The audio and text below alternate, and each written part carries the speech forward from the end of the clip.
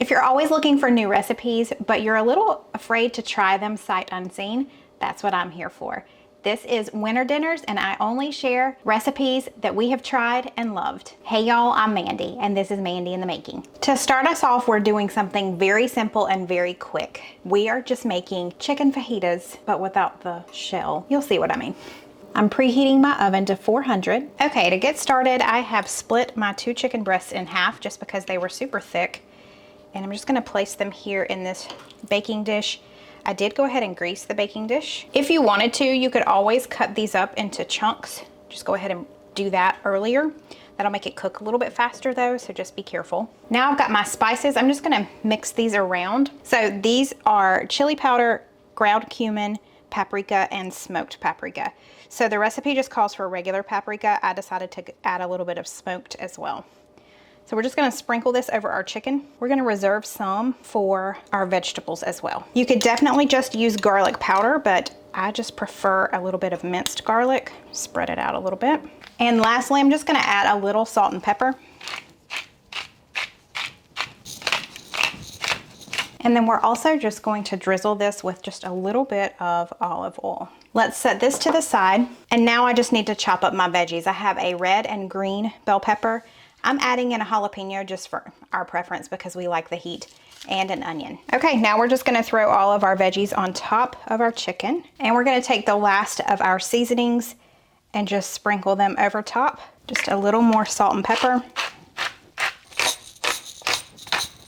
Okay, and at this point you can go ahead and throw cheese on top, but I'm gonna wait and put our cheese on top and turn it over to broil at the very end. So this is going in the oven at 400 degrees for 20 to 30 minutes. Or just until the temperature of the chicken reaches 165. I'm also making Mexican rice. I've made this many times on my channel, so I'll be sure to link that recipe below too. Okay, it's been right at 25 minutes. I just checked the temperature of our chicken. It is good to go. Now I'm just gonna add about a cup of cheese on top. This is just a Mexican blend cheese. You can use whatever cheese you want. And we're gonna pop this under the broiler for the last couple of minutes just to crisp everything up. Very much like a chicken fajita. Oh, I love the freshness of it though. It's very fresh, and the spices. Maybe a little salsa on top. Yeah, definitely. A little bit of salsa verde. That's perfect. Okay. I love it.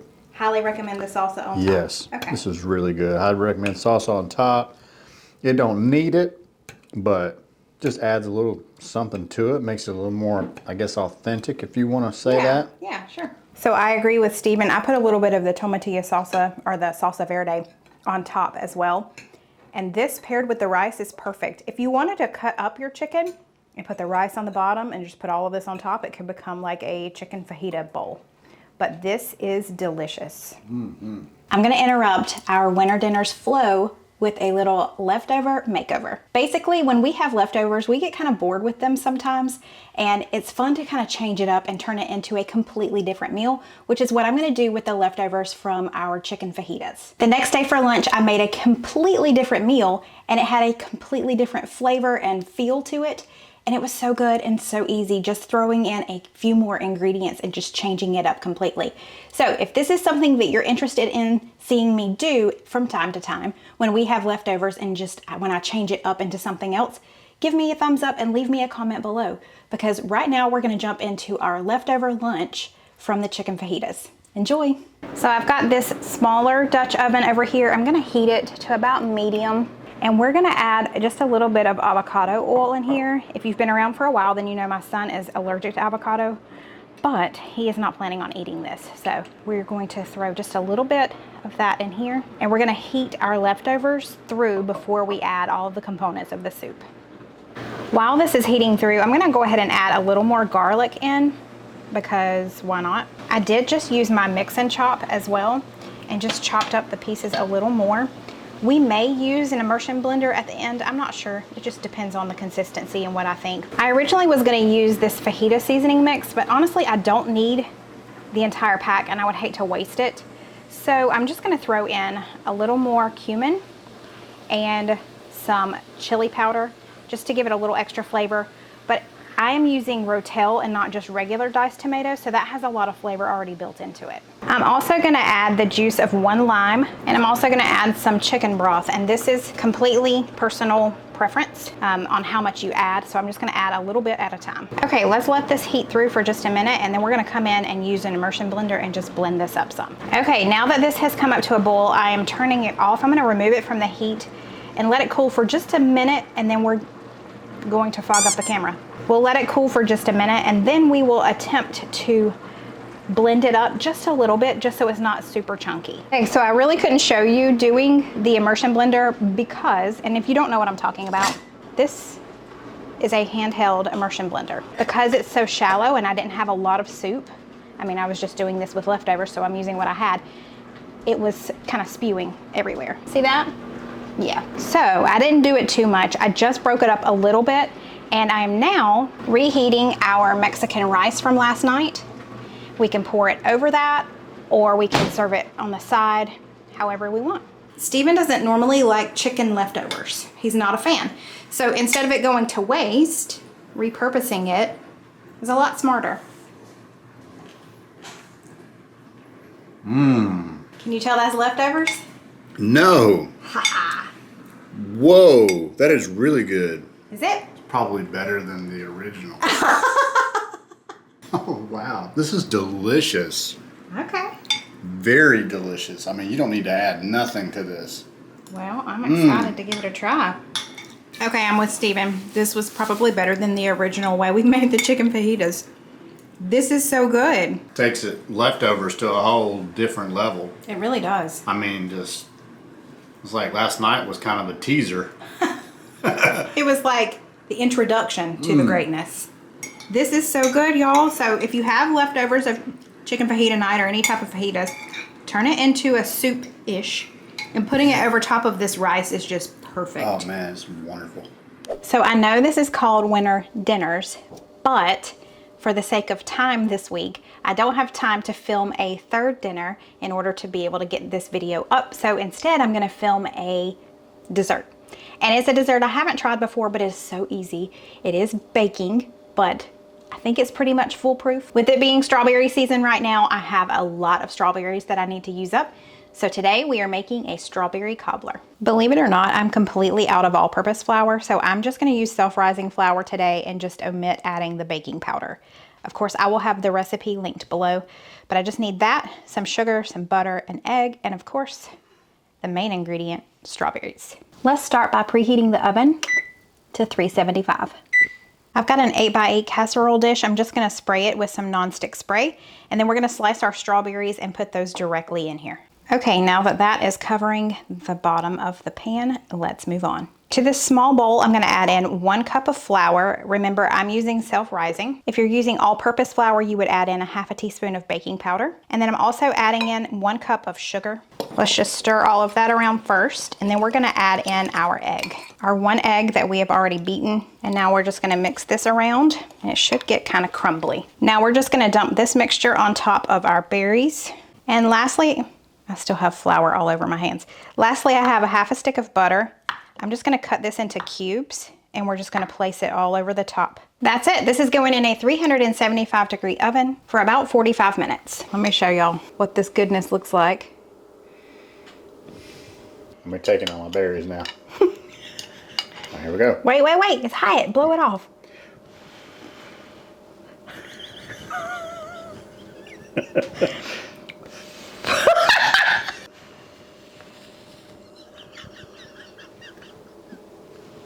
We're gonna have to calm down. We're not gonna be able to do this. Okay. I'm crying. Hold on. Don't cry. You did it. All right. I didn't do nothing. You ready? Yeah. Wow. You got to get your own. Man, that is good. Oh my goodness. Yeah. I mean, I don't have many words other than you should make this. Your family will thank you. It's strawberry season, so go get some fresh strawberries and make this. Good job. It was so easy. Thanks, babe. Cheers. Okay, y'all, I'm gonna share with you the third recipe, and that means it's Subbie Supper Night. Tonight's recipe caught my eye. It just sounded interesting. You'll see why in just a second. The name of it was just really cool. But the ingredients sound great. And when I reached back out to Shirley, who sent it over, she said that right now she's just having a really tough time. She has breast cancer. She's going through radiation. It's causing blisters. She's pretty sore. So if you guys would just send her prayers, good thoughts, leave her a comment down below. Just address it to her and let her know that you're thinking of her. I'm sure that would mean the world to her. This recipe is called Best Friends Casserole, or it can be called Friendship Casserole.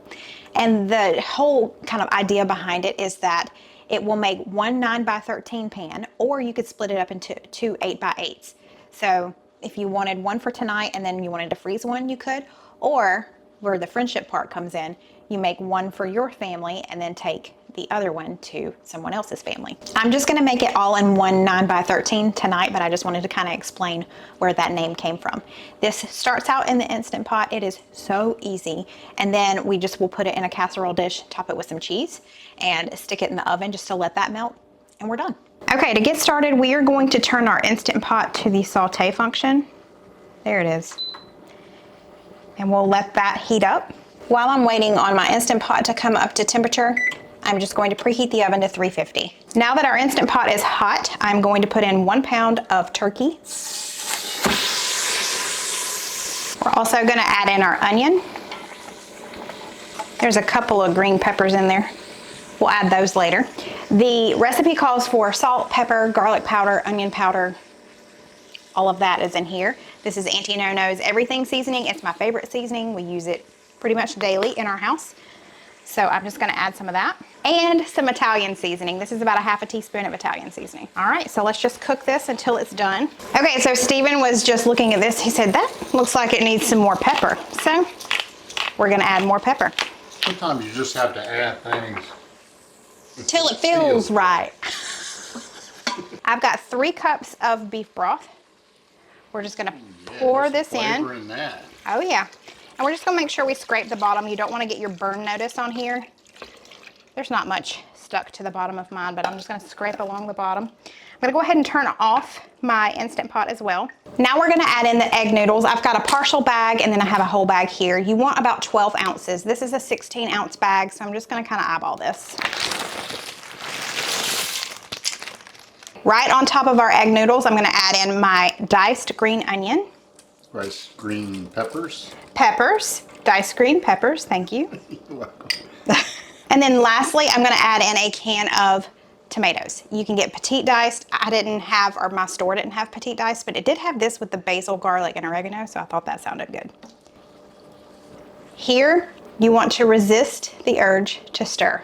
Don't stir. We're just gonna put the pot, or the lid on the pot. Okay, so we're just going to pressure cook this. Y'all get ready. Y'all ain't ready. I'm not kidding.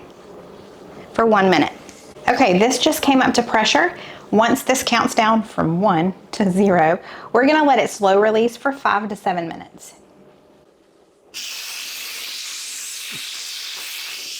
Now that this is done releasing the steam, what we're gonna do is drop 2 tablespoons of butter in here and about 1/4 cup of shredded Parmesan cheese. Let's just stir this together and let it melt. Okay, so I've got my 9x13 pan here. I'm just gonna cover the bottom with a little bit of spaghetti sauce or marinara sauce. Now we're just gonna take this mixture and put it here in the pan. Now that we've got all of our noodles in here, I'm gonna add the rest of our spaghetti sauce on top. And lastly, we're gonna top it with 2 cups of mozzarella cheese. I've really fallen in love with this creamy melt. It just melts so much better than a lot of the typical mozzarella cheeses that I've used in the past. Mozzarella cheese is funny. I think it depends on whether it's whole milk or skim milk and all the different things. So I really like the creamy melt. It just makes it that much easier. And y'all know I have an audience over here at my feet. Daddy ain't got the cheese, I do. Yeah. And that's it, y'all. This is going in the oven at 350 degrees for about 10 minutes, just long enough to let all of this goodness melt. And then it's gonna be time to eat. This looks incredible. That is so good. Is it? Really rich And the flavors there, the sort of the butteriness of the mozzarella cheese. And of course, the sauce has all that good garlicky Italian seasonings and Right. all of that stuff in there. Really good. You know, that's something we didn't do. I didn't add more like minced garlic or anything. We just used the garlic that was in the Auntie-No-Nos, but it's fine. It's fine. It's not You necessary. know what though, the tomatoes that I added had garlic added to them, so that's good. I think the egg noodles really make this dish because they almost have like this velvety smooth texture. You expect it to be more like a pasta texture, but it's not. It's so incredibly good. It just feels very light. It is. It's so good, y'all. Shirley, thank you so much for sending this over. We are praying for you and praying that you will be 100% healed very soon. That's going to be it for this week. I hope you got lots of inspiration. Let me know if you are interested in seeing more leftover ideas. Don't forget to do that before you leave. Give me a thumbs up. And if you haven't already, I would love for you to subscribe to my channel. Thanks, y'all, and I'll see you next time. Bye. So if you're recording, I'm not recording right now. Oh, yeah, I am. You are recording. And we have a second one. So if we're both recording, you can wear one too. You can mute it when you're not wanting to be on there. We can be microphone friends. We're so high tech. What's up? Look at it. You can see it. You got a little pacemaker in there. Okay. It's gonna happen. Okay, go away. Okay. Okay, bye-bye. No? Oh, gosh. Stupid. Okay. Go away. Bye. Slowly.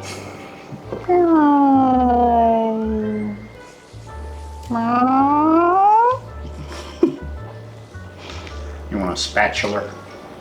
I mean, Yeah, add at the this R point, at the end. spatula. Spatula. Spatula. That's how we say it. Oh, we're down to 1 power. We got it. Hang on. 1 power. 1 power. We'll be back. Down to 1 power.